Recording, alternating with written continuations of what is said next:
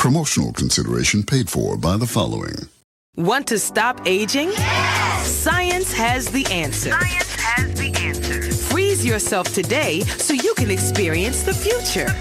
With Liberty City Cryogenics, you'll be placed in suspended animation using liquid nitrogen. Finally, science that makes you immortal. Start today and have your home cryogenics kit sent immediately. You can be frozen in time waiting for a better future before the weekend's out. Live forever with Liberty City Cryogenics. Shut up and sit down.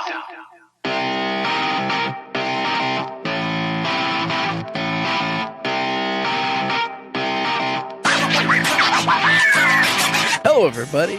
I want to welcome you to a brand new episode of Third Shift. It is episode 517. It's a glorious week. So much has happened. It's been insane. There's so much to talk about. But of course, before we get into all the richness that the gaming week brought us, we got to ask Matt, who's here? The Inglorious Bastard himself. He's here. As always, we got to see what his week's been like, because that's what we do. So, Matt, hey, man, how's the week been? I didn't see you. I didn't hear from you, so apparently we didn't do that Borderlands thing we were talking about. So, how you been? Well, I also want to shout out, because it's the 517 episode, so we're going to throw the whole format of the show out, just talk about what we love about our local community, because it's 517. It's the area code. That's our area code. It's 517 day. Woohoo! Yahoo! 517 episode. Woo! We talk about, like, DeLuca's. It's gone. And that's gone, but their cousins, Caginos, still exist. That's too far away. Two steps forward, one step back. It's delicious pizza. You got to have it. That's true. I was trying to think of something else that's awesome and gone, but I completely blanking. Bonnie's. Bonnie's, which is awesome and gone. Yeah, fantastic and also gone. MSMS, which is awesome and gone. Well, fine. Awesome and gone, yep. But it's too sad here in the 517. So let's talk about general other things, because I had a good week. It doesn't feel like I had a good week because it feels like I did absolutely nothing at all. But on the weekend, I did go and finally see The Odyssey. Sadly, I couldn't see it in IMAX because the one IMAX theater around town has been taken over by Spider-Man now. But I watched it in a regular-ass theater, and I had a good time. I will say it took me a while to get into it, but when the Cersei scene happened, and you can't spoil The Odyssey, but when the Cersei scene happened, that's all I'll say, I was like in it. And I was like, oh yeah, here we go. And it never got quite to that scene again. But after that point, I was locked in. It was good. It was great. I had a great time with it.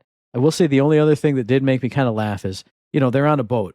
They're on like this either galley or trireme or whatever it is. They're on a boat. And in some scenes, the boat is going through like a storm. You're like, oh man, big waves. Look out. You see the boat kind of lift up and crash in the waves. And as a man who, the only other show other than wrestling that I watch is Deadliest Catch, which is giant industrial like fish and crab boats going through like real big storms, real storms with an R and an S, capital R and an S, like 40-foot waves and all, like sloshing these boats around. And I see The Odyssey. It's like, oh, it's a horrible storm. I'm like, brother, that's nothing. That's not even anything.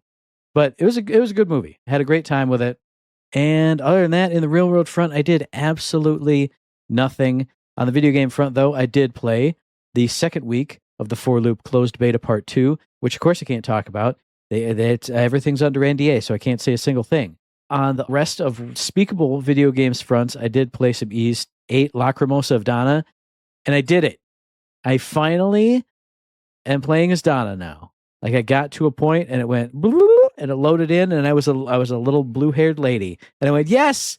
And I was in a place that wasn't the goddamn island, and I pumped my fists with glee, and I went, yeah, woohoo, we did it. And I looked at my clock, and I went, oh, it's time to go to bed. And I haven't played it since. But I did get to a spot. So tomorrow night or some other night, ooh, baby, I'm going to experience new things in that game. And it's going to be fun, because that game is just fun. As much as it is slow going, and you're doing kind of the same things in the first part of that island, it's still a lot of fun. It's Ys. I mean, it's Ys, and it's old Ys, and it's good. It's old Ys, but not old Ys, which is great. So having a lot of fun with that. Also played some more Halo Combat Evolved, just, the regular ass version on the Master Chief Collection.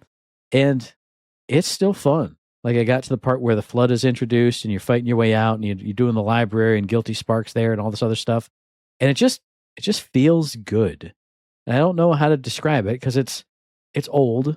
and it looks clunky, and it doesn't sound clunky, which is the other thing. Like, it still sounds really good to my ears, but I don't know, just playing it feels good. Although it's also kind of jankety, because there's one scene in that where you're fighting through the library, 2 doors open, and a flood that has a rocket launcher immediately shoots a rocket.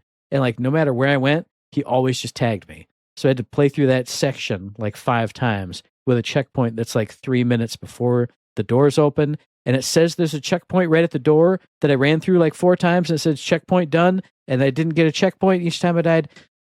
So it was a little bit frustrating, but also just a good time. Like, it feels good to just run and shoot in that game. And it's also one of those games where I just want to shoot everything. Like, normally, like, oh, grunts are running away, I'd let them go. Not in this game. You just run and shoot and bop things and swap your weapons and do your things. And I don't know, maybe I'll fall off like after, or when I get to 2, or if I get to 3, which is where I fell off back in the old days. But I don't know. Halo 1 just feels good to play, even with the jankety junkety graphics. Because I switched to it's got the button you can switch between old and the anniversary collection graphics. Not the new, but the new before the new. And I look at it, I'm like, man, that's really good. But like, no, I need it to be flat. I need it to be gray. I need it to be shadows. I need it to just be Halo. And it is. And it's great. And I love playing it. The only other thing I did in the video game front was yesterday. Yeah, it was yesterday. While I was waiting for wrestling to start, grabbed my PC Gamer, my most recent one, and I played 2 of the free games there that they advertise in there. One was called Print Gallery of an Artist. You can play that for free online. I think it's on itch. It's like if you merge like a little platformer with like an MC Escher painting, because it'll be like this really deep perspective-based thing where like you have your little character, and basically all you do is you bounce around and pick up some collectibles, and then that opens a door and you go in the door. But like, if your character is around, like, a lot of these are like a series of rings, kind of the platforms go down this ring thing. So your character will be at the top level, but there'll also be one in the middle, and then also be one at the bottom. So like, each time you move and jump, all 3 of you move and jump at the same time. But if you fall, like, if the middle one falls to the bottom, then the bottom one like falls out of sight because it's so small you can't see it. But then a new one like falls in from the top. So it's like this constant loop of things. And I got to a stage where like you're huge in the foreground and you can't see any other pieces of you. But like, if you jump off, it takes you on this swirl into the tiny little zone, and like the big platform you're on flies away off screen. It's so cool. And for free, go play that. Print Gallery of an Artist. It's a lot of fun. It's really unique. I played it, for maybe half an hour before I had something else I had to do. And it was just fun and a unique, cool platforming experience. And I also played a free game called Conservation of Bass, which is like Baba Is You, but if it's like a 2D platformer, sort of, and not quite as brain-bustingly hard as that. But that was also free on itch. You could also download it and, pay a couple bucks or just get it for free. That was a ton of fun also that day. It has to do with like, you're a little fish, you got to get to this glass of water, but you can swap with blocks. Like, you can jump, and then the other thing is you can swap blocks with yourself. So if you have a block to the right and you need to get up like 2 steps, you swap that block, you get up on the block, you swap with another block, but you can't like take a block from underneath you, because then you go to where the block was and you fall down. But it was just that it's hard to explain that one. But if you see it, if you look at one stage, you will totally understand it. Or if you see a trailer for that, again, that's another one you can play for free on itch. Conservation of Bass. If you have ever liked anything like Baba Is You, it's not that crazy, but it's like, it's in that same vein, and it's really fun, really cool, and for free. So go check it out. That's all I did this week that I know of. I feel like there's something else, but I have no idea what it was. How about you, buddy? What you been up to? Well, this week, before the great sadness came, Saturday, we were invited over to some friends, James and Allison's house. Wanted to have to do some dinner, hang out, and whatnot. And if y'all don't know, my only day off is Sunday. That's it. Only day off. That's the only day I get off. And so we go over there Saturday, and we're having some fun. We have some dinner, grab a couple of beers. We're all talking, having a great time. And, I'm talking to James and Allison and Amanda are all yapping. They start having some beers, and they're having a great time. All of a sudden, though, it's like 9 o'clock. And I'm like, James, I just gotta tell you something right now. I gotta make it a mission. This is my only day off. This is it. Right here. This is the only night I get to have beers. I get to play video games. I get to go nuts. I get to do whatever I want. And here I am at your house. Not a single beer, not a single video game. I don't like this. I don't like this one bit. But my wife is having so much fun. Al's having so much fun. And me and James, don't get me wrong, we're yapping, we're having conversations, we're doing all this stuff, but and I went, I'm just torn, man. And you go, oh, I get it, brother. I get it.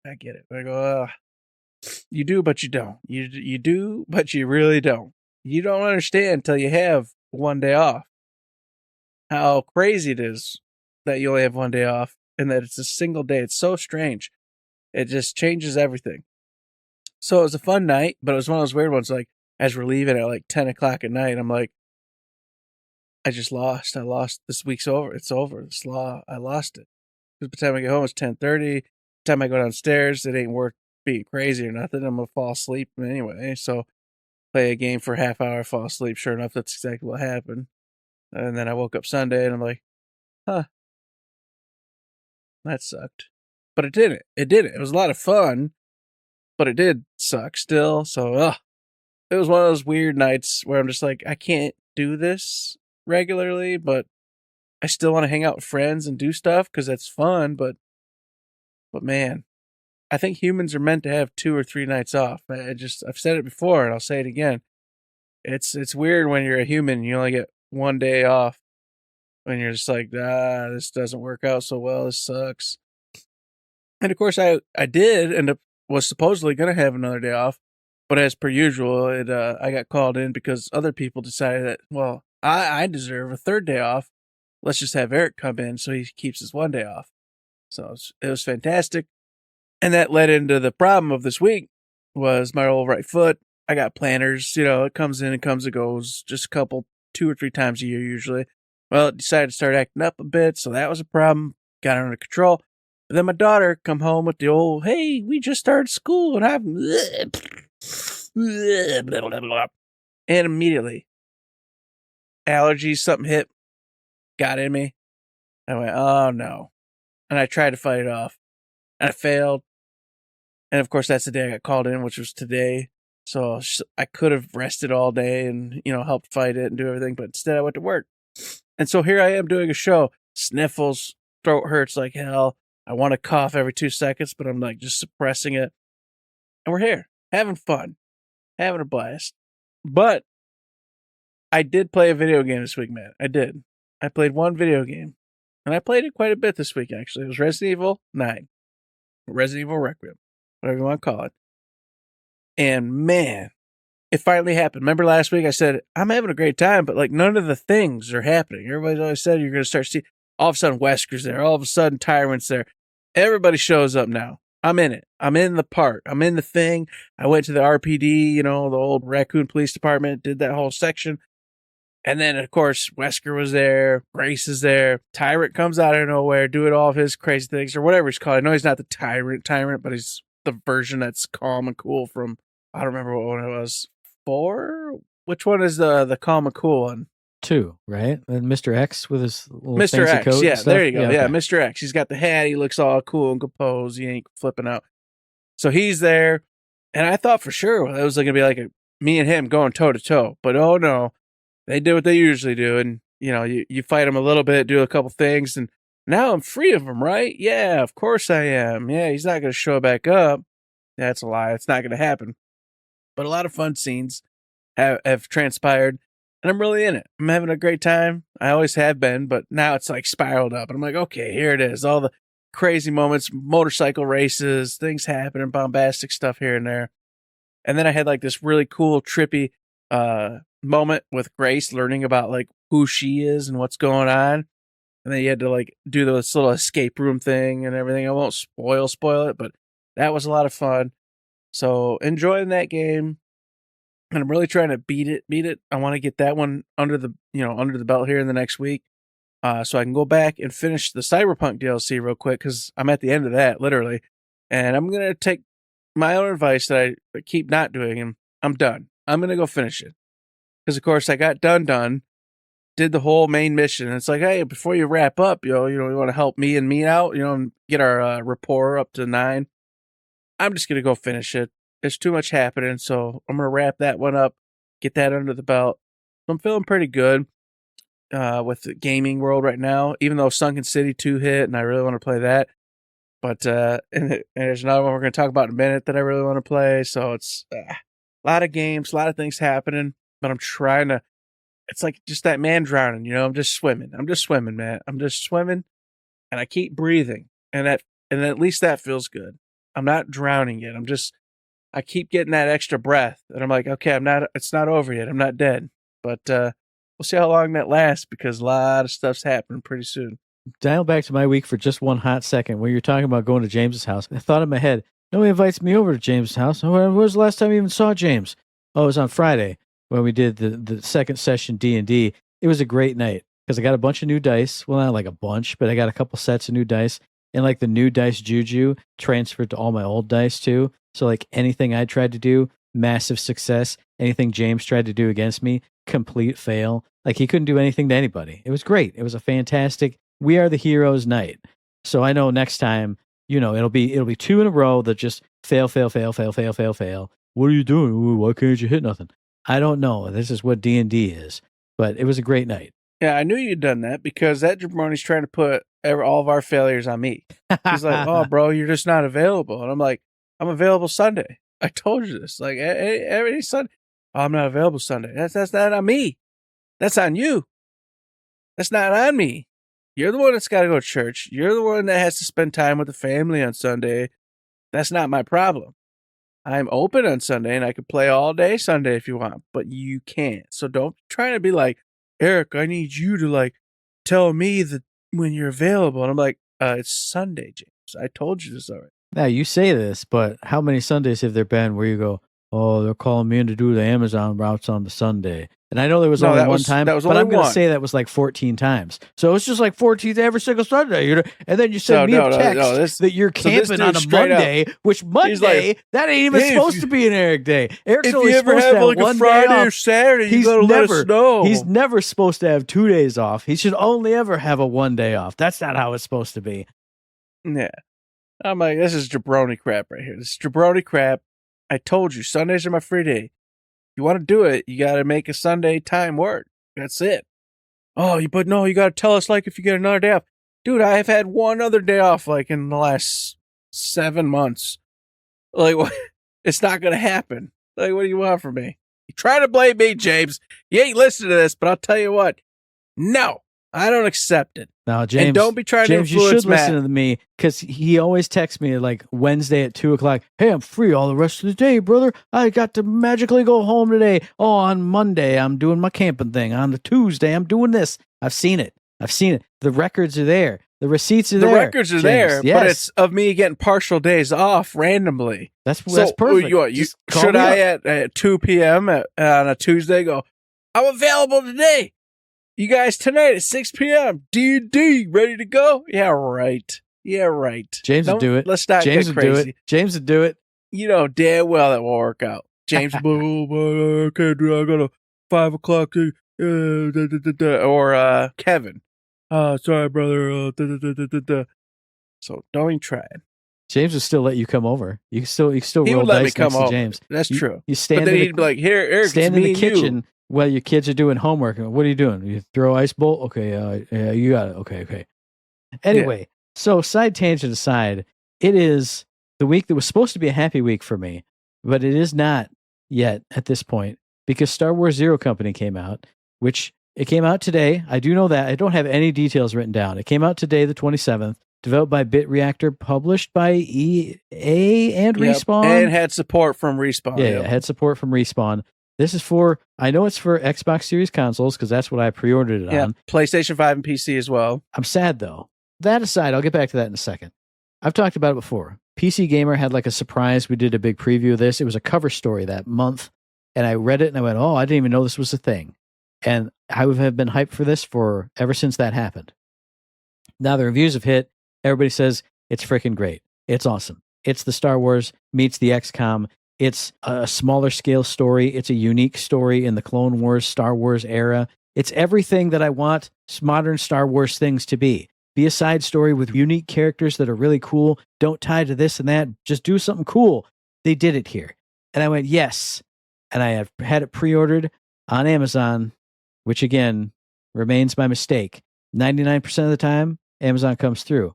I don't know what it's been these past 2 years, but randomly, here, there, and everywhere, I think it's more like 10% of the time now, they'll go, yeah, it's scheduled to come out on the 27th. And I say, okay, so that means it'll be in my hands on the 27th. And they say, hey, we'll email you when a delivery date becomes available. They've been saying that today, too. It's out. Why don't you have your Amazon? You have every copy in existence. So I don't have it right now, but everything I've been hearing about this game is phenomenal. You got an awesome crew of like misfits and put together. You're like a mercenary team.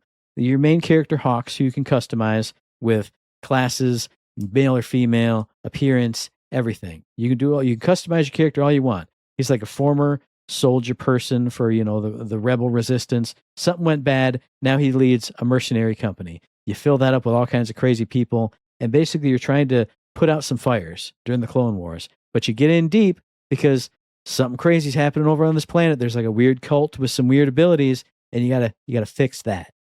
So again, a smaller scale story, but what everybody's saying about this is it's that XCOM combat. It's the different characters. It's their unique builds. Their unique abilities. Every character can have different kinds of weapons, different kind of items, different kind of skills. At a certain point, you can like double class and get even more skills. I don't know what else to say other than like watch a review and listen to what they say about it, because I would just parrot everything they said. It sounds freaking phenomenal. It's looked great from the start, and it looks like it came out great too. What I'll add to this, because it's just both of our releases this week, because we got some other crap to talk about, plus I'm sick, is that they kept it to a 4-man team, and that I really love. I love a tight squad where you're got to manage a few people, but it doesn't get overwhelming. Where you're like, I forgot about Tom up in the left-hand corner. Now he's dead because I'm stupid and forgot about him. It's 4 people, and that's all it is. So it allows you to really just, I don't know, like to snap into the XCOM type battle. And even though it does have the XCOM typical 95% of the time you fail, even though you shouldn't, with 4 people, I feel it's way more manageable just because you're focused and you're locked in, and you can kind of see the battleground for what it is based off that. And from the reviews I read, they took that to heart. So the 4-person team you have, they never overwhelm you with anything that's like just obscenely excessive or stupid. You're going to die if you just make critical errors. That's what's going to happen. But other than that, you can manage and get out of bad predicaments because it's a much smaller scale. And a couple things you mentioned that I do want to throw in there. They specifically mentioned in a couple of those reviews, there's no fog of war like there was in XCOM, where like you send your guy 2 steps forward to get into cover, and at that first step, oh, surprise, there were like 4 alien snipers that were all in Overwatch, and they... So you can like see the battlefield, like see it, and deal with anything that's happening. And on top of it, I just want to mention Hawks himself or herself, however you customize it, plays that awesome old school typical role of like, I'm supposed to be retired, I'm too old for this but I'm really damn good at what I do, so we're gonna make it through even though I don't want to be here anymore. And of course, if you like that schematic, that whole scheme, you're gonna like this, because apparently the character portrays that very, very well. And that does sound awesome. But mentioning it compared to XCOM, what was the worst part about XCOM? Your guy would get ambushed, or you'd just make a bad decision and he's dead, bang, right off the bat. From what I've heard in this one, you can have your characters permanently die, but you have to like really bone things up like in 3 separate missions. So like if you send them in a mission and they get knocked out or whatever, then you have the opportunity after that to send them to like the healing bay or whatever between missions, because you do some stuff between missions. You send people out on not like actual missions, but like kind of text-based missions where you make decisions and earn credits, and this you can run around the base and stuff. So if you send someone into battle, they get knocked out, they're injured, you send them back into battle again, they get injured again. I think it's the 3rd time that they get knocked out. So you have to bone this up twice in order to fully, like completely lose somebody. Unless you're playing on really high difficulty. I was going to say, you can scale it up to like old school mode, where if you die once, you're dead. And you could also turn it off completely, where no matter how you bone it up, nobody dies, period. Or you could do it normal mode, like you said, whereas you get a few chances to fix things before they die. That's perfect. Yeah. And that's what I like. Playing a Fire Emblem, I'm the guy who like moves forward one square at a time to make sure I'm blah, blah, blah, blah, blah. XCOM, same thing. So to have an easier difficulty where I can still screw it up, but if I screw up and I'm close enough to victory and one guy went down, well, he's going in the back to tank. I don't have to worry about it. Like, he's not gone if I don't want him to be. If you do want him to be, that's fine. That's cool. You can still crank it up there. So that's good. Yeah, and apparently even if your characters die, it's a whole thing in the main camp. They'll put them up on a wall. There's NPCs will talk about them. You'll do a whole thing about how cool they were, what they did for the team, and how they operated. So it becomes part of your narrative if you want to play it that way. And I think from the two reviews I heard, they want you to play that way. They want you to have some stakes involved, and for there to be a couple actual deaths, because it adds to the story of how you got to where you are. And of course, the last thing I'll mention is that they've got a ton of quests, main quest, side quest, the whole nine. Side quests, they've got them into like chomping bits really quick. You get in, it's a mission, you take out the baddies or do whatever you need to do, get what you needed, you get out, mission's over, you get your rewards, upgrade your abilities, do what you got to do. But the main missions, they go in like several chunks. And in between those chunks, you're going to go into like third person, and then you're going to go scope out stuff, sneak around, have some, NPC. Oh, did you hear about this? Do you understand that? You're going to get the story stuff in between, and then you're going to jump into another combat section, do another third person section, and then do, of course, the boss fight or wherever, the last part ends you, and then you carry on back to base, and then you head out from there. So I like that whole, like, hey, side quest, boom, boom, boom, boom, boom. Understand, be ready, because on the main quest, you got to do several big chunks, and in between with, all the narrative and everything else happening. So pretty cool layout. Looks like a lot of fun. I already have it, so it's there for me. And it's only $50 on PC. I don't know what it is on consoles, but on PC it's like 50. So that's a pretty damn good deal. It's only $60 on consoles, so it's what big games were last generation, which is why I immediately jumped in. Even though it's only $10 cheaper, in my brain that's like $20 cheaper. Any discount is a big discount these days. What really excites me about this is the whole narrative, running around, talking to your NPCs, talking to your crewmates in between battles and stuff like that, instead of just mission, and all anybody is just stats. Because that's what XCOM is. That's what it was. But now everybody's characters, and everybody is people you go talk to. It's not just a cutscene. You can go run around and see your base and see your crew and see your things. So if you want some Star Wars and you want some strategy, some tactics, this sounds like the one. And everybody else has been saying it's the one. And maybe if you're not into like hardcore XCOM, this is going to ease you in.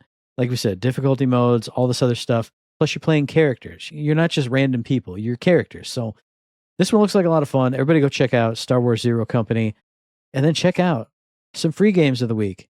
Because on the Game Pass, you got Blood Dungeon. It's like an auto shooter where you run and jump. But the art style is really crazy. It looks like somebody made it all in MS Paint. It looks crazy and nuts. So go check that one out. You also got a game called Once Human, which I have no idea what that is.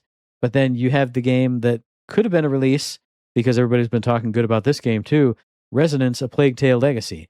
I don't know how they got all the Plague Tale games to go straight into Game Pass, but this is another one, and this is one that people have been saying good stuff about. More action-focused. You're playing as a character from one of the previous games back in the day, and all kinds of stuff's going on. And people are like, we really don't want to spoil anything about this story, so it's like an emotional go get 'em type of a story. So go check out free games on the Game Pass. Indeed, you should. And of course, PlayStation released its September releases, and this isn't on the show notes, but I got to mention one game on there, Chained Echoes. This is an old school RPG. I played a whole bunch of it on PC a long time ago. Talked about it, I'm sure, on the show. Never finished it. But now I can play it again, start over from scratch, and get trophies, which maybe will motivate me to go ahead and finish it. Yeah, man. No, yeah, add that to the whole. No. You can't finish games as it is, Eric. You're not going to finish another game that you've already played a bunch of. That I already put like 25, 30 hours into? What? So, like, if you've played half of it before, you'll only play a quarter of it now and get like 2 trophies. No, I will not stand for this. No. Maybe I will. We'll see. I can't make any promises. But that one I had to mention, just because it is a fantastic RPG. It was really great. It's old school RPG. So you got to think, you got to grind some. You got to do, And at the time, something hit, I'm sure, and just pulled me away, and I never finished it. But it was really good nonetheless. But I was going to say, Amazon Free Games has 2 titles, Haven Dock, which is one of those, I was like, oh, what the hell is this all about? Not a game Eric's interested in, but maybe you are. It's like a life sim type game. You're on these islands and stuff, and you're building up these cities and towns on these islands, and you're doing all sorts of other crap with it, and you're controlling the people and everything else. Not for me. Not my type of jam, but does look pretty intense, looks pretty extensive.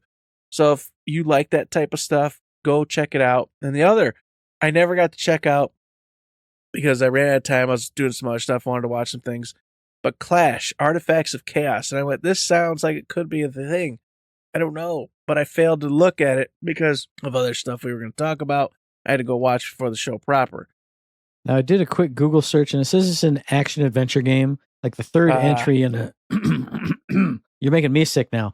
A third entry in like an action platform and type of a thing. So I don't think it's what we want, but if it's the third in a series, it can't be bad because it's the third in a series that's been going for a while. Must have been decent enough to keep going, yeah. Absolutely. So go check that out. And then go over to the Epic Games Store where you got Breath Edge, or I think it's actually pronounced like Breathe Edge, because I watched a review of this once a long time ago, and someone said, why is it called Breathe Edge? That's dumb. I don't know. But this is Subnautica in space.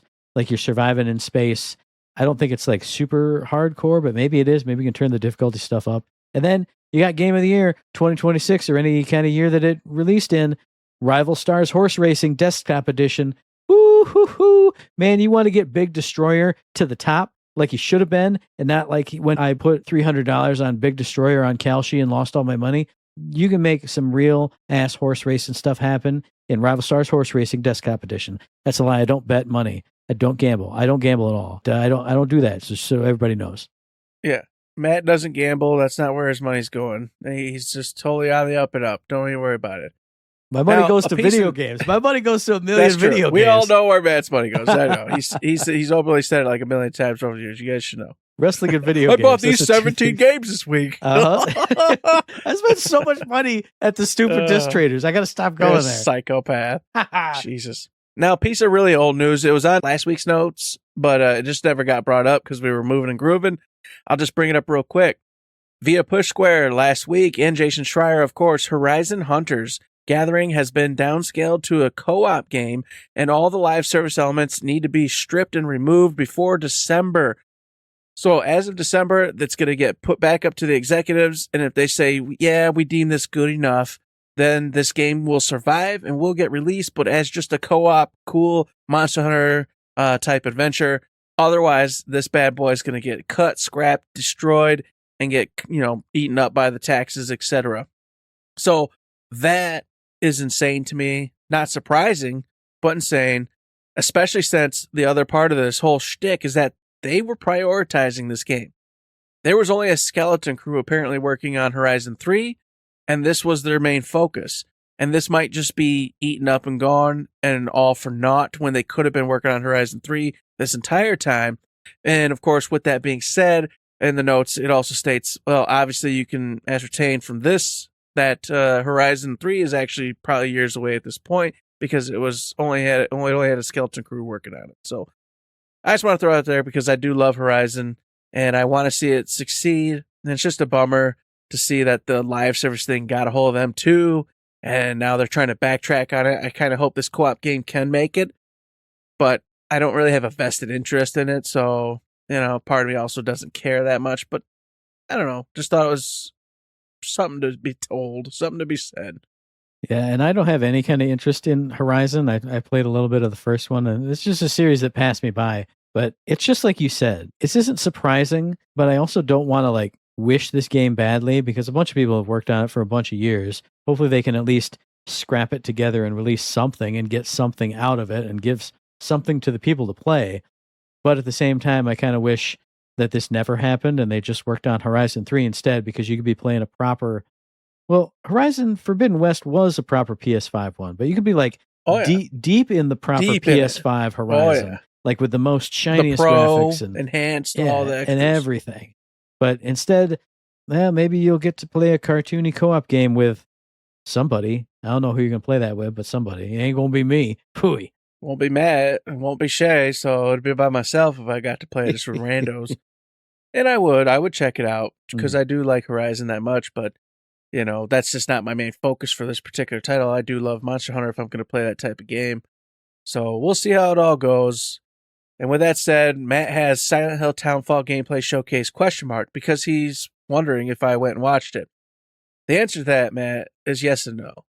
I started to watch it, and I went, this is revealing too much. It was in depth. They were solving puzzles in this showcase. They were actually doing whole bits. I mean, a little. So bit. I turned it off. Oh. I turned it off. I didn't want any of that. I want to go into this fresh. I love Silent Hill because it turns things on your head. It makes you go, what the hell just happened? I don't want all these bits that it was showing me. I was like, I don't want to hear all this. I don't want to know all this. I want to come in knowing, hey, you need to return to Silent Hill for the. I don't want to already know like 20% of what's going on. I want to have it fresh. So I was like, I listened to about 5-6 minutes. I was like, no, I gotta stop. I stopped. So I bailed out. I think you got a little bit too scared because I watched this, I think, a few days ago. And granted, I didn't watch like the first bit strong. I was kind of listening to it and then I could watch it. I didn't feel like they showed off all that much. But what they did show off, I liked and didn't like at the same time. Like I liked the part where he's kind of going around her apartment or her house or whatever. And like you see stuff happening and it would like zoom in on the thing he's focusing on.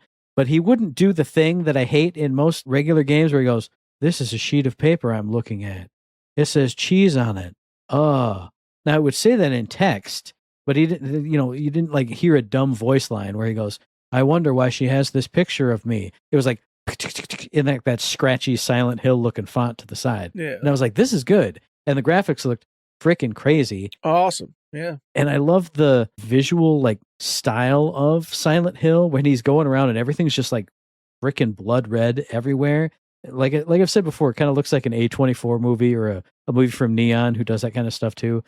But my only concern is kind of what yours was going into it. There's a lot of sneaking. And I don't understand how this little CRT monitor, little portable TV thing works because like you dial it in and then you see through walls where the enemy is and what they're doing. And I was like, isn't that too much? Like that's too powerful for a Silent Hill. You're supposed to like, I feel like you're supposed to be scared all the time. You will be because of some other stuff I did watch. Like it'll show you where these things are, but it's such a small section, like such a small scale. So if you're not on the right frequency in the right spot, you're like, oh, I got it. The rhythm of this one dude's right here. And you think you're okay. And then you open the door and you totally didn't have it on the right frequency and on the right spot over here. And there was a second one just waiting. And all of a sudden it's like, and then just all hell break loose, just the whole thing goes south. So possibly each one has its own dial thing you got to get to. From what I hear, from what I understand, like the frequency changes and you got to move it and groove it and play with it and fiddle with it depending on, how far away you are from the monster or that room or whatever it is. So there's so many factors that you might miss while you're looking at just one that some of the fear just comes in just that alone, just like trying to get the room ahead of you figured out. And of course, like you said, and what you said last time, it's all about sneaking this time. There is combat, but you don't want to just engage all the time. You're going to be dead. So that ramps it up.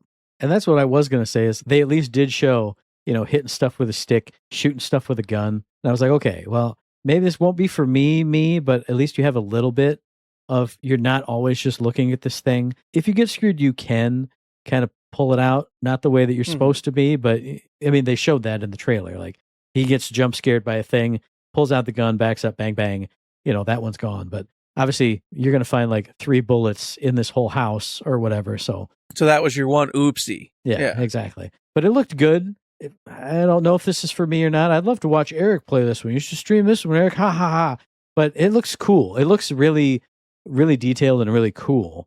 So I don't know. Everybody should go check it out if you haven't yet. Now, like 2 weeks removed, go check that out. Indeed. And of course, Matt's got some stuff here. I do have some stuff here. I'm going to jump in because this is kind of old news, I think, at this point. No, this was news like right after I finished uploading the show last week. But Riot Games has announced that they're going to end development on 2XKO, their fighting game, their tag fighter, in December 2026.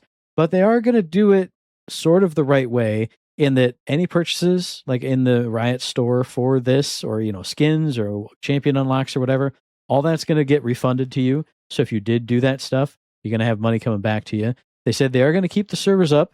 How long? Who knows? But the servers will be up for that. And then they said at that point, I think they're going to unlock all the characters. So any champs you don't have, everybody's going to get to run with them for as long as you want. But after December 2026, the end of this year, no updates, no patches, no nothing. It's just going to be there. And if you want to play it, you can play it, but nothing new, no new champs, no new nothing. So this is another one of those games that, hey, it's going to take off. We're going to do it. 7 months later, we'll just shrug our shoulders and go walk away. I mean, Riot Games is going to work on League because that's there forever, but it's not like one of those ones where they just put it up and then Riot Games is going to close. It's not possible. It's literally impossible for that to happen. But another one of those, hey, it's a big multiplayer game that's going to do a great job, and it just didn't find enough audience for us to keep doing it. But I feel like fighting games just don't. I feel like fighting game, that niche is so tiny, and what fighting game people want is so very specific. Like, I just feel like you see this every day. 90% of fighting games, I feel like, just come and they go. And it's only like 1 in 100 that actually stick because they meet like the million different criteria that the fighting game community wants or needs or is in the mood for at that particular time. So, and I think even the biggest ones that do come, they get a big spike and then it goes to the next big spike thing. As I know, like Guilty Gear Strive was really big for a little bit. Like it jumped up and then I heard that it fell off. And then I watched some reviews of it and I was like, oh, this looks amazing. And it's still cool and awesome. I watched some stuff from just recently of people playing it. But I think they got the big jump. It kind of went down and then it went to Tekken 8 and then it went to Mortal Kombat 1 or whatever the order is. One of the Dragon Balls was also a big hit for a bit, so. Those you need single player stuff or, just you need to be able to throw it out and go, okay, it's there. We've got like a season pass or whatever and then that's it. Because people are just going to keep rolling to the next one. I think you got a good point with that one. And speaking of rolling to the next one of my games of the year last year is rolling to a new version. They've announced EDF 6.2. Earth Defense Force 6.2 is coming in, I believe it's 2027. And they said that this is basically, it's EDF 6, but then even more extreme. They keep mentioning in like the press release that everyone's going to feel the extreme sense of despair, which is what part of that game is all about, by like almost doubling the enemy counts in some of these maps, which EDF 6 was the biggest EDF ever, like ever. So to know that those maps that are so full of enemies already, you might have twice as many. And then you're going to have like the big super destroyers, like the big super extreme versions that came in DLCs. Those are going to be spattered throughout the campaign. I'm sure there's going to be more DLC with even more extreme monsters. I was excited and like, what's going to happen with this? And then I read twice as many everything, everywhere, all the time. And I just got chills because that's the best of EDF. It's just so much on screen that you just ruin your performance. And since this one was on PS5, it was hard to do. They're going to find a way to do it. They're going to crank the dial up. EDF 6.2, I can't wait. That's going to be so much fun to play through 1 million hours all over again. Oh, yeah. Matt's going to be in heaven for that one. Of course, we both went and watched the GTA 6 Netflix trailer. And I don't know. I mean, to be honest, watched it. And there's parts of it that got me interested. Like, I like the combat itself looked like fun. I really like that. I was like, this feels smooth. This feels great. I like just going in, popping heads, moving and grooving. But it's the same thing I always say. I don't like the bad guy thing. I just don't like it anymore. I don't know why. I did for maybe a short period of time where I like the old school GTAs. But like when they were into the homies doing the whole homie thing and killing innocent people when they were robbing the store, I'm like, I don't want to do that. I have no interest in this. Like, damn it. And I'm the complete opposite. I was so sad that I watched this because it looked so phenomenal and so fun. Now, I will say, when they're robbing the stores and stuff, that part didn't appeal to me. But in everything else, I still got that same vibe that I did from the first trailers of like, these aren't like awful people. They're like pretty good people, but they're in these bad situations. If I compare this to, and I never played the game, if I compare it to GTA 5, where one person is literally just a fucking psycho, One person is just a complete evil jackass. And I don't know anything about Franklin because I never see anybody play with Franklin. But like these two seem like almost, I want to say like San Andreas, because CJ is not a bad dude, but he comes home and he's in this weird situation and he's stuck doing all this bad stuff. That's the vibe I get from these two. But I just can't believe, and again, since I never played GTA 5, my most recent GTA memory in my head is playing like Vice City and San Andreas. And I did play 4, but that doesn't count. That was a 360 game. So I'm used to my GTA people having like Lego hands, essentially, and like their mouths barely move when they talk. So to see a GTA that looks like the greatest thing I've ever seen. Yeah, it was. And every environment and every building and every car looks like fucking photorealistic almost. I couldn't believe how good this sounded. The performance captured, the movement, the voice acting. This looks incredible. If they didn't do the thing and not release a disc version and all this other stuff, this would be the one. I would be in it 100%. The only way I'm going to play this one now is if somebody buys it for me, and I'll never ask anybody to do that, but this looks incredible. It looks so cool. Which is what happened for me. You know, my brother he purchased this game, just like he purchased the Star Wars Zero Company, so that's already downloaded for me as well. This is already going to be there. I'm going to have to check it out. You know, it's just a game that's too big to not look at. But I just don't get that feeling like you do, like that they're good people. Like, I'll give you that in the big extended trailer, they were like, hey, try to keep this cool. But then, like 2 seconds later, the chick shot the dude right in his head, right on the ground. And I get it. Sometimes things go south and somebody wants to be a hero and it goes that way. But it's just weird when you're like, I think they're good people. Let me tell you, man, a man or a woman, anybody who just is like, brah, yeah, you wanted to like try to stop us bad guys, so I blew your brains out. They're not good people. That's not good people, because they shouldn't have even been doing that in the first place. And then even if they say, let's try to not kill them, but then we did it, that doesn't make them good.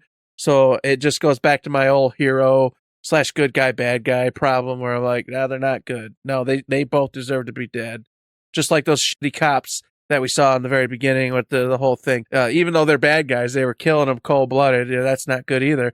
So you're bad too, but you know. And I think that's the part that spun it for me, is because, you know, they're getting hunted by some corrupt cop who is a bad dude. Bad dude too. It put me in that Officer Tenpenny in San Andreas type of thing, because he was the ultimate bad guy, really, even though he's the good guy. You get what I'm saying. Yeah. I know and maybe that's the story. Maybe they start off and they're just shoved into a bad situation. And that would be the turning point. And whereas if like they actually were good, but they got screwed hardcore by some actual corrupt good guys, then maybe I could get on board with it. I don't know. But as it stands, they didn't tell you the story, so all I'm seeing is a lot of bad people doing bad shit. And I'm like, I don't like this. I've seen too much of this in real life. I'm good. I'll just play him hero. I'm a hero. That guy is my favorite GTA guy now, because there's a 5-second scene where he's in like somebody's backyard wrestling ring. And he takes a body slam. Was awesome. He takes a scoop slam. And I went, there's a wrestling side quest. I got to buy it no matter what. Oh, take back all of the things that I said that I was going to do. Oh, no. I really appreciated the motorbike derby thing where she was doing the motorbike racing. I was like, dude, Excite Bike? Are you kidding me? I'm all about that. And they did a good job of that. Just fishing, motorbike, wrestling. The side stuff you could do is insane. That stuff kind of put that cartoony, I don't want to say cartoony because it's not cartoony, but like silly old school GTA vibe in, which like has been gone since 4. It made it feel silly again, which I loved.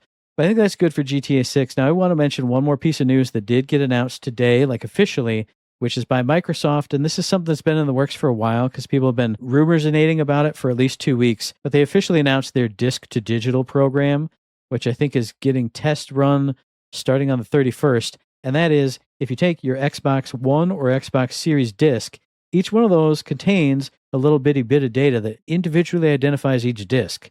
So you put it in your Xbox, and then that unlocks the digital version for you to download. And so you don't need to take your disc with you, all that other stuff. You now officially own the digital version.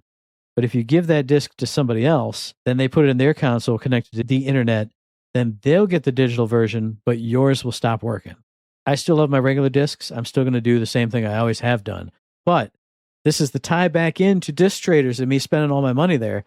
I went and got a bunch of the old Assassin's Creed games. I think I told you, got a bunch for like $5 or less. I got one disc of Assassin's Creed Origins, the Ancient Egypt one, for $3.99. Put it in my console. It installs like 75% of the way. and it lets you start the game, but it will never finish because it throws a disk error.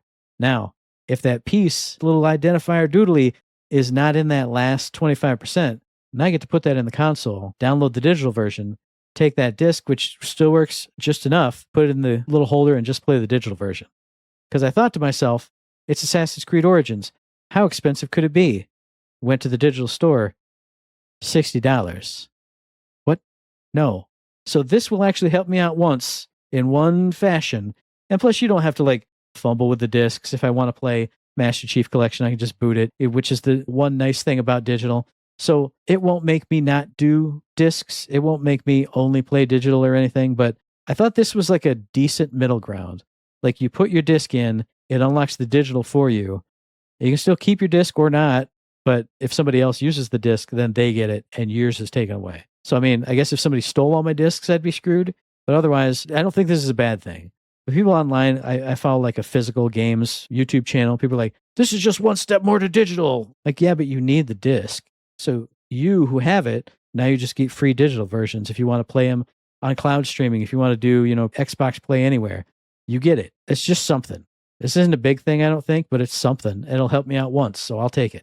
I would say it's better than nothing. Yeah. They didn't have to do anything, and at least they're giving you this option to utilize your disc to then play the game digitally, via a key, basically, the same kind of thing. Yeah. Because they also stated that you could take this and you could give me that Assassin's Creed Origin disc, and I could put it in mine. And then when I give it back to you, it would go, okay, Eric, you're not the owner anymore. Matt gets it back. Yeah, you can't actually lend your stuff around. Yeah, so it allows that, which is really cool.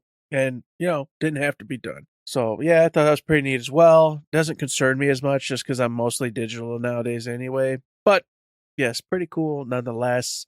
And, of course, everybody, the last piece of news tonight, which unfortunately we're already like show's end at this, and I am dying over here. But Opening Night Live happened. They were in Cologne, Germany. Jeff came on stage. They had it's 2 hours and something minutes. It was so long. It was crazy for me to stay up and watch this whole thing. And I think I was like falling asleep, waking up, just watching the last couple, the Witcher one and the Final Fantasy Revelation part. I'm just doing the Bob thing, just like, I gotta go to bed, please let me sleep. But overall, I enjoyed it. I really did. I know I don't know if you listen to a lot of different podcasts, but a lot of podcasts that it was like middling at best to bad. And I agree. There was tons of slop in there, tons of commercials and stuff. But I stopped. And I really was just thinking, I'm like, when did this become bad that we're just getting tons of games? Yeah, some are shit, some are whatever. But I'm just here. I get to celebrate a billion games just hitting me in the face, some good, some bad, all in between. I used to dream of this when I was a kid. I'd sit there waiting for my EGM with a super thick one, after E3, waiting for that. Just, I can't wait to have to sit here and read this for hours and hours and relook at it over and over for the whole month because that was all I had. Now I get hit with this and we're all like, it's too long. And they're showing me this Yoho-verse game, and I don't want to hear about it. I'm tired of Yoho-verse, this and that. I'm like, I get it. I really do. But at the same time, dude, it's just tons of fucking video games all over the place. So, like, just as a whole scale thing, I enjoyed it, even for me, I just whined that it was too long because I'm falling asleep at the very best parts. But, yeah, what about you? What'd you think? I'm with you for most of that. I agree it's phenomenal that we get this. We get this giant fire hose of game announcements and trailers and show-offs and talkabouts. I love it. But I do agree that it did seem way too long. And for a lot of this, like, how I normally do a showcase. Like a state of play will be like 25 minutes, and I'll write down 500 things and underline 400 of those. I didn't underline as many things here, so it's kind of like in and outsy. But I will say the only other thing, and this doesn't have to do with the games at all, I feel like Jeff and Shox were both really awkward. Like maybe they didn't get a chance to do rehearsals or a run through. Like she's really good. Like she's done the LEC League European Championship stuff all the time. She seemed pretty stiff in the whole presentation to me. Yeah. And like when she does that, she doesn't read off a cue card. She knows exactly what she's talking about. And the last time she did Gamescom, she was that same way. But like this time she was always pulling out the notes and kind of like, hey guys, wasn't that cool? I feel like maybe they didn't get a chance. Maybe, flights got delayed and they couldn't get in the day before to kind of hash it all out. Because even Jeff was like really awkward and strange. So it kind of felt, I don't want to say amateur hour, but compared to what they always are, both of those, real professional, it kind of felt like it was falling apart. But there was a lot of stuff in here I was excited about. It was a great show. I'm glad we do get to experience this, just like you said. A big pre-show with lots of smaller stuff. Yeah, the pre-show was freaking cool. A big main show with all kinds of huge things. I do wish he hadn't teased Final Fantasy and Witcher and then kept them for the very end, though. I wish it had been like 1/3 and then 2/3 through, or just don't mention them at the front. Even though everybody knows that's what we're here for, just shut up. Because it was way too long until Witcher happened. And what they showed off was freaking great and cool, but like it was too long for that. You know what I'm saying? I agree 100%. One of them, at least one of them, should have been shown at the halfway marker. Yeah. To keep things spun up and hyped and everybody getting a little bit of what they wanted. But he literally had them both at the very end. Yeah. You know, like, come on, man.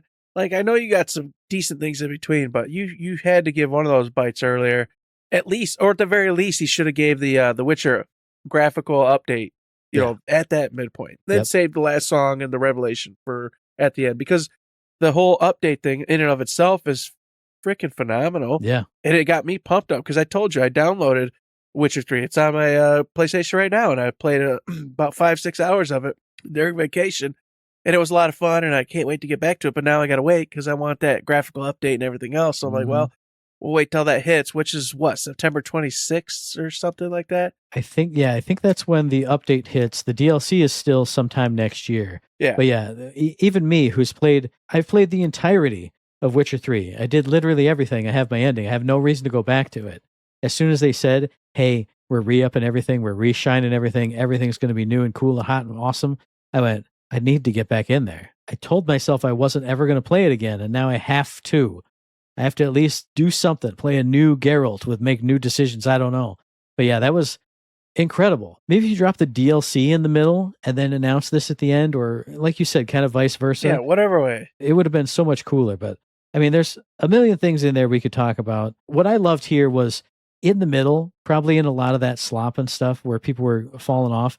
There were like 2 or 3 or 4 games where I watched the trailer and I went, that's a Matt game right there. Like the Warlock Dungeons and Dragons game. Oh, for sure. Had like weird platforming, kind of stilty combat, but you could do all kinds of crazy traversal and weird stuff in it. Threads of Mizan, which was like the Arabian Nights themed one right afterwards. That one felt exactly like a Matt game. There are a bunch of B tier games in here, but I watched it and I went, I'm going to have so much fun playing that. And everyone's going to say that's a 6 out of 10, but like that's going to be on my game of the year list whenever that comes out. And I'm not poo-pooing those games at all, because I thought Warlock looked really cool, but I could feel other people going, well, the combat's not as good as my favorite Elden Ring combat or whatever. But so many games just pulled me in like the Matt game way. I wrote down Matt game, capital M, capital G, on a bunch of stuff. I had that feeling a little bit too, because 2 of the games, Ion 2, game I adored, MMO, and I played the holy hell out of that. Had a great time with that game back in the day. That got announced. It was there. And the streamer / whatever people's, that were talking in the background, they were like, oh, what is this slop? And I don't even know what this is. And I'm like, dude, that's not slop. That's an actual legitimate MMO, man. That's sold billions of copies. It's been online for years and years. It still exists to this day. Like, it was weird to me, like, how I knew this thing. And like you, who are famous and have millions of viewers, like you were an idiot. You have no idea what it is. It was just such a kind of weird disconnect where I'm like, wow, you get paid millions of dollars a year and you have no idea what this game even is. And I'm some schlub who works, slaves away every day. And I know more than you in general about these games. So that's crazy. Okay. And then another one that was on a whole different level, Metro 2039. Mm-hmm. I freaking love Metro. I came to it way late, but I fell in love with it. And 3 different podcasts I listened to over the last day and a half now. Oh, they make a million of these games. What are these games even? What? Oh, it's like Metro, 5,000 Metros. And I'm like, brother, like this is a astounding series, like just awesome. And you're like acting like you have no idea. You've never heard of it. It was the same for like 3 different shows. And I'm like, these 2 titles are phenomenal, like big time things. And like, you guys are all just treating this like that was just part of the trash, part of the in-betweens that, are upsetting you. And I was like, wow, I could see it for Aeon too, maybe, because, NC Soft, Chinese/Korean company or the Korean company. But Metro? Like Metro? That's been talked about for years. Everybody knows that that's an actual awesome title. It's just you have to be in on it. You got to be devoted because it's tough, it's hard, it demands more of you than your typical first-person shooter does. So, I don't know. But those two titles had me pumped. I was really excited for them. There's so many games in here we could talk about. The other Matt game, I was trying to find it, and I couldn't find it. Showa American Story, where it was like a Japanese game, but it was almost zombie apocalypse, but everything was like, go America. Like you're planting the American flag, you're dashing around with the flag. Doing the break, and she's running around just with the American flag. You're doing a QTE for everybody to salute the flag as something like blasts off in the distance. Just cheeks out the whole time for no reason. I was so confused about that, but I was like, all right, I'm down for it. I've always said if I'm going to run around as a character, I'd rather be a good-looking female. But I was just like, that's definitely going to get like a 5 out of 10 from a bunch of outlets when that comes out. And I'm going to play it. I'm just going to have stupid ass fun with it. Going from that to the complete other kind of Matt game. And I've never played the first one, Pony Island 2, Panda Circus, which is Inscription's next game. Yeah, the Inscription guy's next game. It's got live action in it. It's got pixel art. It's got weird stuff. It's got 3D. It's dark. It's twisted. It's shiny. It's everything. I know Pony Island has been that, but I've never played it. But like to see this like next level. And then anytime you put in FMV and actual actors and people and faces, I'm in it. And I'm in this too. Yeah, I was totally looking forward to that one as well. Just looked crazy enough to be interesting, but I just worried I'd fall off because it's too insane and I don't understand what's happening. Mm-hmm. But Mega Man Dual Override, dude, I went, oh, hell yes. We're finally getting a Mega Man game. Style's a little different, but it looks tonally right back to old school Mega Man, and I'm down for that. I can't wait to be beating up on the bosses, getting their abilities, change it out, doing whatever. And it showcased like that Mega Man himself, like getting extra going on, hence the dual override. So I'm like, okay, am I gonna be able to combine abilities now or whatever? And then of course, post that, like the day after, people got to get hands on with it and just further said how good it is. So that really stoked things up for me. And then on top of that one, Exodus, they had a trailer for that again. Mm-hmm. And I'm kind of sold on this one. This one, I'm interested in it, but I don't know. I don't really like Octopus that much. I'm not a big fan of Octopus. So there being like this main character being an octopus, I'm kind of like, I don't know. I don't really like you. I don't know why. I don't know about it. I don't know. I feel like they could do something wrong, man. They could take over the world. I don't really have a good feeling about it. I chopped one up and got a big old halibut when I was in Alaska with them. So. I don't think you need to worry about that octopus. That's just going to be one of your Mass Effect comrades. It's just going to be Rex. If you don't like Rex, which you're a loser if you don't like Rex. Use Rex. So you're a loser if you don't like Octopus. But that looked good. I like that. You didn't need to do that. I like that it was a sad octopus too. Like he was clearly. They said right at the end, like it felt like a she. Well, I don't know. Was it a she or he? I couldn't tell, but it felt like a she. I don't know. I couldn't tell, but I loved at the end. They did the Interstellar thing. 3 years on the Exodus, or whatever the group name was called. It was like 75 years back home. So this octopus is like, he or she's going to be a sad octopus, which I liked. Oh, yeah. But then I'm going to give you a multi-pack real quick. I'm going to bust through them because I wrote down so many things and Eric's dying over there. I am bad. One is Grav Hounds, which was animals above ground doing Deep Rock Galactic stuff. I loved it. They're just running around above ground, though, so you could do all kinds of other crazy stuff. And then going from animals to animals, we got Zoopunk, which I wrote down was Animal Jedi Survivor. So like sort of Soulsy, like heavy-weighted combat with like the 4 different character classes. And it looked like they were running around with you. That one looked cool. And then one I know Eric wrote down. He had to have written it down, you big bastard. I'm sure. You had to have. Let's see it. It's Ananta. The crazy, yes. Beautiful, gorgeous anime superpower, open world RPG. Holy cow, that was insane. I saw that and I went, oh my God, I will play the hell out of this. If it actually does what it promises. This looks incredible. I was 100% sold on it. I had such a good time watching the goofy, over-the-top anime trailer for it. Mm-hmm. I went, yep, I'm here for this title. Hell yeah. I thought about it as I was watching it. I went, this is the new Zenless Zone Zero. Yes. We're both going to put 40 hours into it. And not know what happened. Not know how we did it. Yeah, it's going to be great. It was 77 for me, man. That's too much, Eric. What's wrong with you? I don't know how I did it. I don't understand. I felt like I played it for like maybe 20 hours tops. I don't know what happened. 2 last ones for me. I mean, other than Final Fantasy and Witcher 3, which we already kind of talked about. But they showed off another trailer for There Are No Ghosts at the Grand, that kind of musical remodeling. You're in the bayou. I am sad that that's going to early access in December, because I played that demo of it and it seemed like it was barely holding together. So in my brain, if you go early access also, that's still going to be barely holding together. Like I wanted this to launch in December and be good.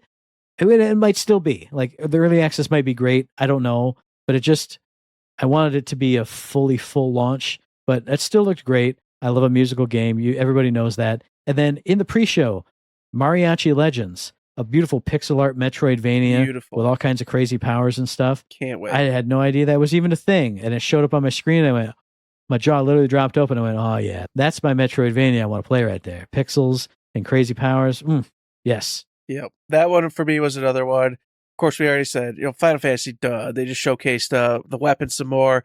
The fits that you get now where you can change the costume to like make their abilities completely different. That was really cool. Summoning different characters. They summoned Mr. Chupon from Final Fantasy VI. What the was he doing there? Yeah, Mr. that was Chupon. insane. Yes, that was really cool. So super hyped to see all that.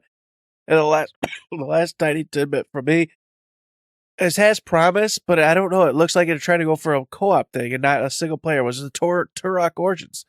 I'm a Turok's freakazoid. I love those games back in the day. And this looked good, but it looked like they're trying to pull like a Aliens Fireteam Elite type thing where you're supposed to play with other people. And I'm like, I don't have friends. So if I can't play this solo and have fun, or just go like randos, just join a team and not be on comms because I don't want to talk to these idiots. Yep. But still have a good time, I'm down. I got to see some more, I think, on this one. So I'll probably go rewatch that trailer and go to their website, do like a deep dive and try to figure out what they're trying to go for here. But I'd love to get invested in Turok again. Now, I did lie. There is one last one, and I know you're excited for this too, or maybe you fell asleep when you were waiting for it. Probably. We talked about it before, but this time they showed off like gameplay. No Law. Yes. That game where you're playing that refrigerator of a man with his big old mustache. Big old dude. Here you got to see, and it looks legitimately, literally just like Cyberpunk 2077 again, except you're also doing like crazy drop kicks and booting people off of rooftops and stuff. But like literally a first-person shooter, Cyberpunk style. Like it looked exactly like it. And I love Cyberpunk, and I love drop kicks. This is like peanut butter and chocolate, man. Yeah, I did see that one, and I was completely stoked and heavy on it. So another fantastic title. I love the Cyberpunk kind of world anyway. I've always been, just neon lights, dirty cities, people that just don't give a shit anymore. I like that vibe. So I'm on board with that one as well. Just chalk it up to another game. I'm going to play billions of them. But you already said it. Billions of games. There's billions more things we didn't even talk about. Yeah, there's a few others I liked. Oh, go ahead. I can't because I'm dying, man. But just say, I mentioned Hoyoverse earlier, Yes. remember? Mm-hmm. Yep. They're doing a whole game. It's completely different from their typical genre. Like all Dark Souls-y They're looking. doing like a Dark Souls type game where they said they're moving away, not permanently, but at least in this title, moving away from the gacha type thing, and they're going a whole new route. And I'm like, dude, they put out high quality games. Whether you like the gacha mechanics or not, it doesn't matter. Their games are actually really well done. And so this one has a lot of potential, and I want to follow this one because if it isn't too hard, if it's more the Stellar Blade level, I'd love to get in on it. But if it's obviously straight up Dark Souls, probably not. But at least it got me excited. I felt good about it. Well, okay, one more for me because I forgot about it, but it's written down here. Amsterdam 1666. There's that game that's by the dude who originally did the first Assassin's Creed, and I think maybe the second one also. Edge Magazine did a cover story on it and a whole giant write-up about it in the most recent issue, at least the one that I got, because I'm like a month behind because I'm in the States. They made that sound awesome. Then to see it here looking good, I think that literally comes out sometime this year. No, it goes early access sometime this year. That one got me excited because it looks unique and cool and dark and creepy and twisted, and hearing the whole backstory in that magazine was great. So seeing it here, I was happy for it. So good times all in all, everybody. A lot of cool game and stuff happening. A lot of fun stuff. Go check all this crap out. And of course, make sure you get in the Discord and let us know what you liked over there and what you thought was great or not great. Because I'd love to, chat a little bit and what we saw. And I'd love to make Eric suffer through Uncle Matt's Trivia Corner also, because we always have time for that. Don't look at me like that. Oh, yeah, here we go. Yeah. You remember last week's question was, in reference to Citizen Kane, which cheat code provided players of the 2000 game The Sims with 1,000 simoleons in currency upon its entry? That, of course, is Rosebud. Now, it's a brand new series of cards here, Eric, and I will tell you, Oh boy. I think they're all weird ones. So good luck while you're sick, Strap in. and good luck with the questions anyway. All right. The question for this week is, who is Professor Layton's apprentice? This character has 2 names. If you get even one of them, I'll give you a full point. Oh my God. Professor Layton's apprentice. Why do I feel like I know this? I know who Professor Layton is. Like, I feel like that's a name I know. Mm-hmm. Professor Layton. Is that from Psychonauts? Professor Layton is from the Professor Layton games. Oh, then I'm not going to know DS. that. Okay, never mind. Professor Layton's apprentice's name is does it have to be, is it first name or last name? There's 2 names. He has a first and a last name. So Okay. Oh, okay, that makes it even harder. get either one of them, you get a point. Get 2, you get 2 points. Woo. George Watts. George Watts. Oh, you're so close, Eric. It is so close. No. You know, I was almost there. I thought about giving you hints, like, wait, one is up and one isn't. No hints. No. We don't play that game. No even when hints. Eric's Gotta dead. play it fair. So if you know the answer to that question, if you have thoughts on Gamescom Opening Night Live, any of the stuff we talked about, any of the games, any of the releases, any of the stuff we did, I forgot about a game I played. People know it. I streamed it. It was very fucking cool. So if you haven't seen that stream, go check it out. If you have anything you want to send to us, questions, comments, concerns, mailbag questions, just want to say hi, send that to us via the email thirdshiftme@gmail.com, on the Twitter machine @thirdshiftme. Find us on Facebook under Third Shift, hit the Discord, the Patreon. If I'm streaming, hit up a stream. If I'm home, don't come to the house because I'll get real scared. We already talked about it. Just don't do it. Why is my fridge always making knocking noises when I say don't come to the house? Then the fridge goes pow, pow. I'm a fridge, pow, pow, pow, pow, pow. I've noticed fridges do that. Mine does like occasionally. It's really weird. It's unsettling. I don't like it very much. It's supposed to be very quiet here in the dungeon. Exactly. So I'm not appreciative of that at all. But with that being said, what's my bid? Something about Patreon. That's it. Go to Patreon. You know what? Tip jar. Throw it in. Bucks. Real bucks. Things like that. If you can't do that, I understand. Why don't you head over to the Discord, be a friend, be a pal, have some fun with us over there. Give us some mailbag questions and have a great old time. And there's some other stuff too. Yeah. Yeah, and also listen to the very next episode, which will be dropping on around the 3rd of September on iTunes, on Stitcher, on Podbean, on Spotify, and on YouTube. And as I always say, hey, if you like what we're doing, like to help us out, please give us a like, a rating, a review, a comment, a subscription, any kind of good thing on any one of those good services, because it does help us out, and we really do appreciate it. And Eric might be back for his closing bit. Here he goes. I'm going to be back for that closing, but I just took a swig of water, and I'm going to tell you this. This is what's happening. You don't give us these 5-star goddamn reviews, and now I'm dying. All right? My body's falling apart, and I'm getting sick. It's been so long since I've been nourished by the stars, by the glory of the stars. And you know what? Tonight, it's a lunar eclipse, folks. You could change everything by giving us that 5-star rating tonight, because while we'll be without the moon's glow upon us, you could give us a frickin' 5-star rating, and those stars would shine so damn bright that it would heal me while I sleep tonight, and then I'd be all better tomorrow. You could do it. I forgot to tell the people, Eric.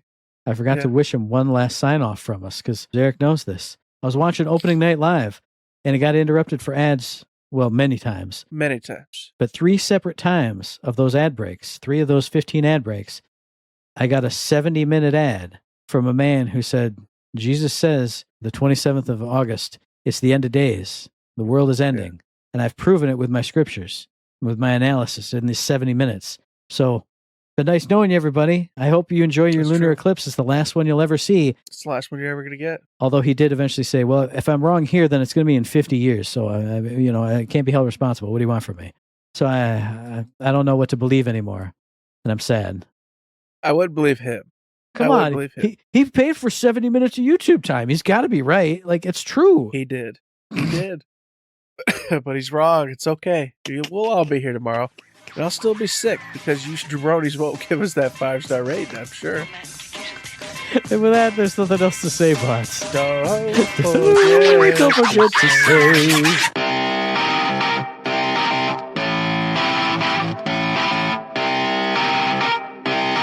Shut up and sit down.